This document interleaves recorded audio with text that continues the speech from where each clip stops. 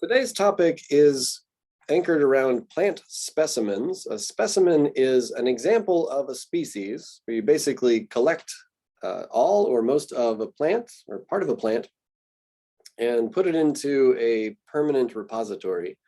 And a little image here showing a plant in the foreground and some botanists in the background. Can make them out by their botanists' sun hats. Collecting plants is kind of sounds like a fun diversion to do outdoors, but in fact, it has a pretty high scientific value, as we will see. So plant specimens are examples of individual plants, and herbaria, as we will see, this is the term for basically a plant museum, and we'll talk about the value of those. So this is kind of a story of how this all began, and it goes back far in time, but I think this is a good place to start with this gentleman, known most commonly as Carl Linnaeus, or Carolus Linnaeus is kind of a Latinized version. It's got a few different names. He was from Sweden, and it was kind of a far-flung part of Europe where a lot of science was being done. And he ended up being an extremely influential person when it comes to naming organisms. So sometimes he is referred to as the father of taxonomy or something like that. And a lot of our modern plant species have his name attached. So we talked previously about names and taxonomic authorities. And if you see a name that's got this L period on it, L period is an abbreviation for Linnaeus. If you are super famous and one of the original plant namers, you get a short abbreviation for your whole name. So L is Linnaeus. And in fact, the system of names begins with this document here. So Species Plantarum, the species of plants is what it translates to, published in 1753. And this was the start of the system we have for names right now. So before that time, people had names for species, but they hadn't quite agreed on how to name them, sort of a system for naming them, classifying them, and so on. And Carl Linnaeus really deserves, I think, this position in history where he established a system that could be used with slight modifications moving forward, could be used for classifying all kinds of plants. One of the most important contributions that Linnaeus made was he restricted the names to 2 words. So this binomial dates back to Carl Linnaeus. There were other people writing about plant species at this time, and they had long descriptive names. It wasn't really a name. But then he developed these systems where the genus was a category and it consisted of 1 or more species, such as this one. This is Mangifera indica, the cultivated mango plant. And as you can see, it's got Carl Linnaeus abbreviation L on there. And in describing this species, we talked previously about type specimens. So Carl Linnaeus was furnished with plant material. The indica part of this name means that it comes from India, or roughly that part of the world. So Eastern Eurasia. And this plant came to him as a dried specimen. So in the lower right here, this is a specimen, not just any specimen of a mango plant, but this is the type specimen for Mangifera indica. And so this was available to him. He described it, could categorize it into a genus or a family, and write about it in a way that ended up being very permanent. And so this traces back almost 300 years now. And he did that for this species, as well as a bunch of species that were more familiar to him from Europe. A total of almost 6,000 species were named by Carl Linnaeus. So no small feat in that day and age. There were no computers, and I don't know that he had a lot of precedent to work from. He developed a classification system, came up with the names, and established them in a way that was useful to people after him for many years. So hopefully I've given you some sense of why this person was so important for his contributions to botany. This was basically the start of everyone's binomial nomenclature. So not just for plants, but also for animals and fungi and other organisms.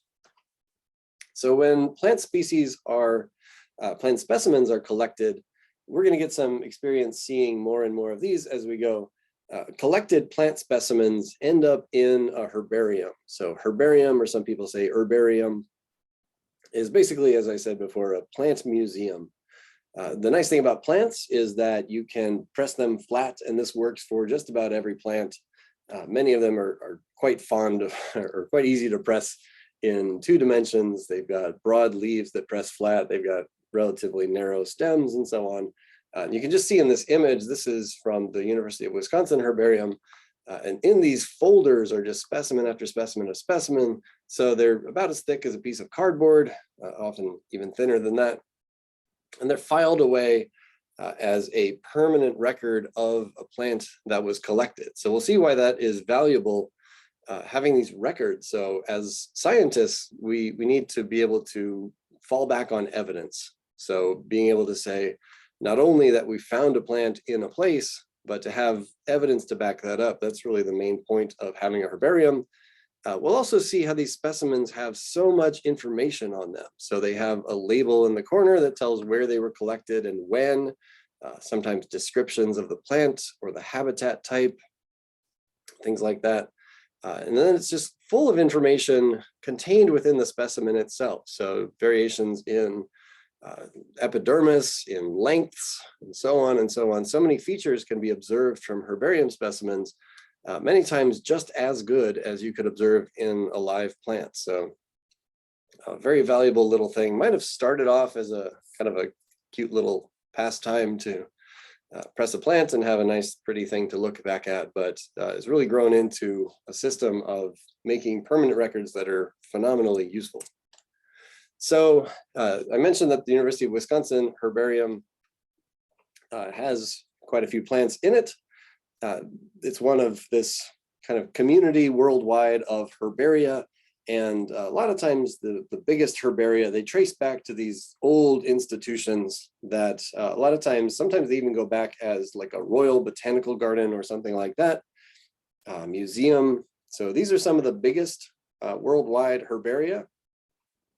And so if you want to find a specimen of a plant, you stand a good chance of finding a species at one of these herbaria: the Paris, France Herbarium, St. Petersburg, Russia, and Royal Botanical Gardens in London. These are their official abbreviations here. So P for Paris, LE for, I don't know what that stands for, St. Petersburg, K for Q. This is KEW is pronounced Q. That's the big herbarium and botanical garden outside of London. And so these places, as you can see, have millions of plant specimens. So they are old institutions. They were the kinds of places where specimens came to when people were collecting them worldwide. And they still have many specimens going from expeditions. So I should actually go back to Carl Linnaeus. Carl Linnaeus, I know you've heard a lot about him, but it's not only that he was a very successful botanist, but it's also important that he lived at a certain time in human history. So he lived in Europe, and this was a time, 1750s, this was a time when lots of ocean voyages had happened. So the age of discovery, people from Europe were sailing to South America, to North America, to Africa, to India, to Australia. And so from this center in Europe, so many new plants were arriving. And these were new plants that needed to be incorporated into a system. People needed to know like what to call them and what they were related to. So the right man at the right time in history, that's kind of how people become famous, right? All right, so these are the kinds of places where specimens ended up back at, there's a relatively smaller herbarium in Sweden, which was still has a lot of the specimens that Carl Linnaeus worked with. That was worldwide. If you look at the United States, these are some of our largest herbaria. So kind of at strategic points around the country, I think different botanical gardens have arisen. So New York Botanical Garden is the largest. Missouri Botanical Garden, also quite famous. Harvard University, Smithsonian, and so on. So just moving down, 7.2 million. University of Wisconsin is on there. They're quite a botanical powerhouse at just over 1 million specimens. So lots and lots of specimens out there. So multiple individuals of a given species and also lots of species from different parts of the world. That's really what makes these valuable collections. So I've listed a lot of famous herbaria And for the most part, those herbaria have collections that go back, as I've said, 300 years. The ones in the United States, not quite as old because our country's not quite that old. But other places, sometimes they have had collections historically that are no longer in place. So unfortunately, human history sometimes intersects with science. And this is probably the most notorious instance of a once famous herbarium, once successful herbarium located in Berlin, Germany. And if you can guess the date on here, March 1943, this was during World War II. There was a lot of bombing around that time, and the Berlin Herbarium was unfortunately hit by bombs during that time. And one of the downsides of plant specimens is, boy, they are flammable. They are made on paper out of dried plant material. And so they're generally not, they don't respond well to fire. So during this bombing experience, most of the plant specimens in the Berlin Herbarium were lost. The specimens that remained, some of them escaped damage during that event, but they're sort of taxonomically restricted. So if you go and look at specimens of the Berlin Herbarium, sometimes they'll be relatively abundant in some plant families and almost non-existent from other plant families, at least dating far back in time. So people are trying, obviously, when war intersects with museums, people do what they can to protect specimens. That was not the case here. Okay, so I kind of hinted in at why people collect plant specimens. It's not just to have a pretty plant in front of you, but I mentioned how it contains information about where the plant was collected and when, about the features you can observe on the plant specimen. So you can get measurements, you can determine times of year when flowering happens, for example. And so there's an active community of botanists who go to places, sometimes in their own backyard. They go out and they collect specimens, and they're making this ongoing record of what is out there.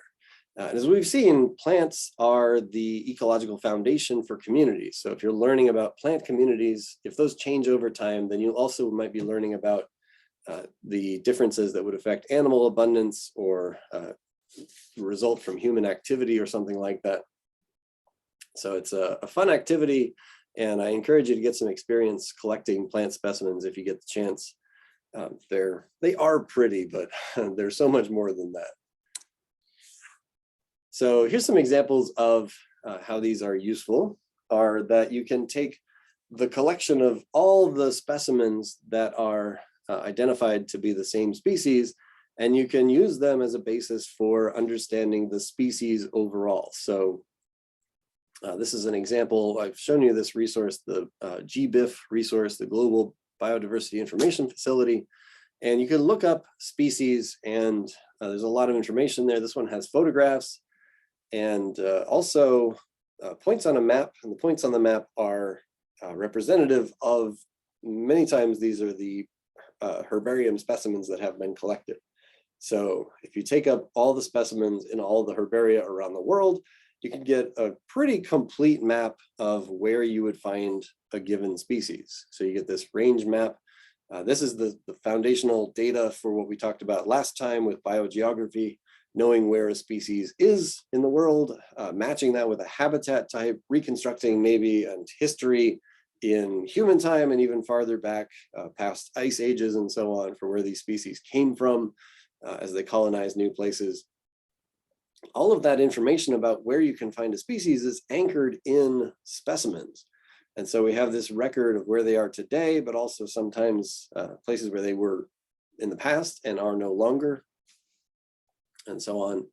And it's a really neat time to be alive, I'd say, where all these different resources are sharing their information publicly. So contained in this image are the results of specimens in Europe and specimens in North America and South America, and they're all sharing their location information for where specimens were collected for this particular species. In Wisconsin, we have this resource here, the WisFlora resource. If you want to do a web search for it, an easy way to find that is to type in WisFlora. And you can get a output of a map in Wisconsin where a particular species grows. Same thing as I just showed you, points on a map. You can find photographs, and they also have the database information about these specimens. So maybe come back to this in a little bit here.